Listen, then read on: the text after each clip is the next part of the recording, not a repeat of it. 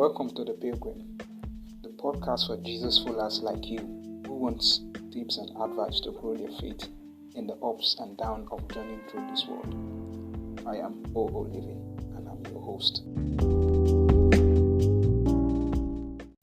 Welcome back to a new week on the Pilgrim podcast, giving you small talks on the Christian life from the Bible. Well, today is the only day we have to follow Jesus, and following him is costly. Jesus wants us to count the cost first before we follow him, which of course raises the big question. How? How do we calculate the cost? Within the call to be his disciple, how do we discern the cost and count that cost in each of our individual callings and our everyday life? Most significantly, how do we count the cost in advance when we do not know what the cost will be enacted from us in the end? To get the big picture, let's read where today's episode is coming from. In Luke 14:25-33, Jesus said, "If you want to be my disciple, you must hate everyone else by comparison. Your father and mother, wife and children, brothers and sisters, yes, even your own life.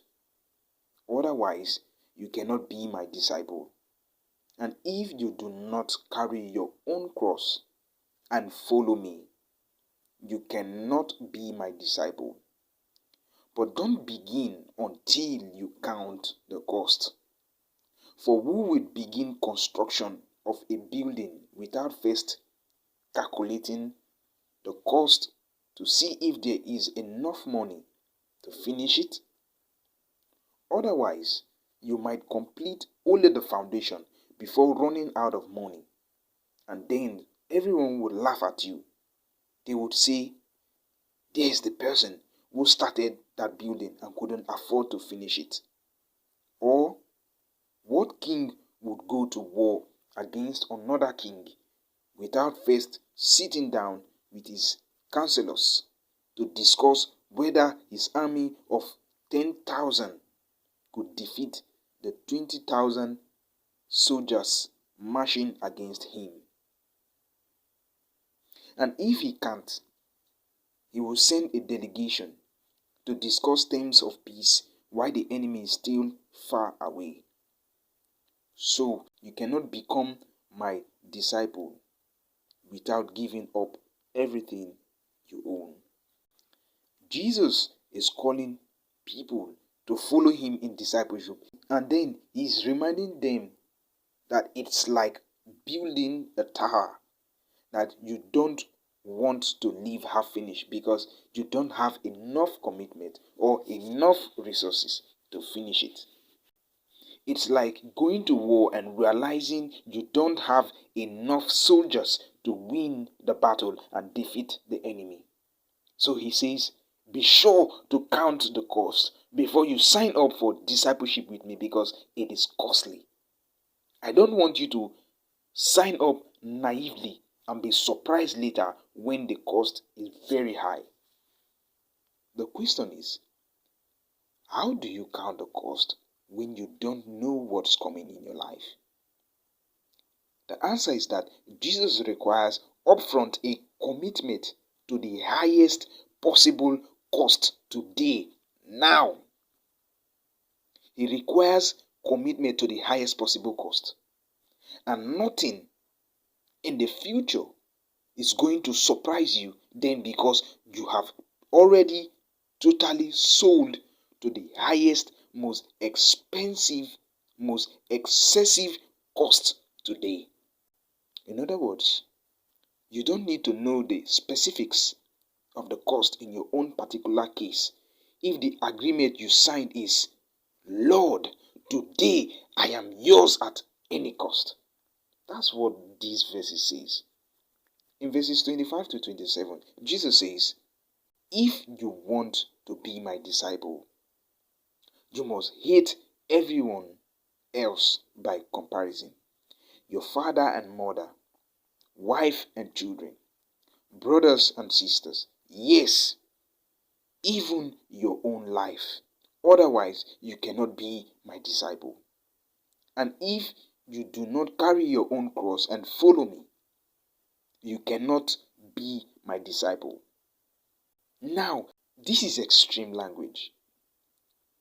The most extreme that he could use, I think, is show the degree of the cost we may have to pay is extreme.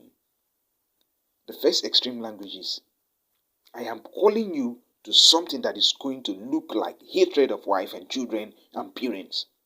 And the second extreme is, I am calling you to get on a cross, which means a willingness to die an excruciating death. It's not just a metaphor. It's not a figure of speech. This is a cross, meaning join me on the way to martyrdom. So, counting the cost of discipleship means realizing that authentic discipleship may act from you the highest price relationally and the highest price physically.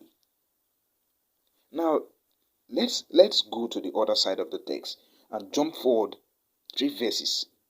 Jesus ended the paragraph like this: so you cannot become my disciple without giving up everything you own. Now, there are two absolutes in that sentence. One is found in the pronoun you. This applies to every disciple, not just a selected few. The other absolute is found in the word everything. You must renounce everything that you own to be a disciple. Your resources may stay in your sway as a manager, a steward, but you must be ready at any time in the day to let go of everything for Jesus' sake. So when we ask, how do we count the cost in advance when we don't know what the cost will be in advance? The answer is you assume the cost will be total. All possessions given up, all relationship given up, all of life given up. That's the expectation that Jesus calls for. Because there is no negotiating here with Jesus. There is no calculating. There is no saying, well, if the cost reaches this, then I'm no longer interested in Jesus. That's not what disciples says. We don't talk like that. Because Jesus says, you can't sign up the way that way. Nobody signed up for 90% of what I require. It's either 100% or nothing. Disciples are all in. They are not all in. That's what the text is saying. But let's make sure that we are getting this in right perspective.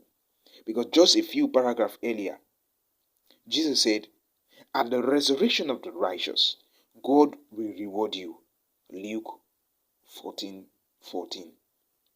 In other words, there is no cost that you can pay in following Jesus Christ that won't be made up for to you 1,000-fold in the resurrection. And we need to remember Matthew 13:44, which says, the kingdom of heaven is like a treasure that a man discovered hidden in a field. In his excitement, in his joy, in his gladness, in his happiness, he hid it again and sold everything he owned to get enough money to buy the field. A man sees and sells everything he has to get that treasure. In other words, all the so-called costs and all the so-called losses, everything, they are nothing compared to the gains of having Jesus, the greatest treasure. So yes, we must count the cost in order to be a disciple. The cost is total in principle and may be total in actual experience. In the end, having Jesus means gain. Like Paul says in Philippians 3:8. Yes, everything else is worthless when compared with the infinite value of knowing Christ Jesus my Lord. For his sake, I have discarded everything else, counting it all as garbage, so that I would gain Christ. So that's the end of today's episode. Thanks for joining me today. If you're new to the Pilgrim podcast, you can subscribe from your listening platform, or you can search our growing archive for more talks on the Christian life. I remain your host, O.O. Living. Thanks for listening. See you next time.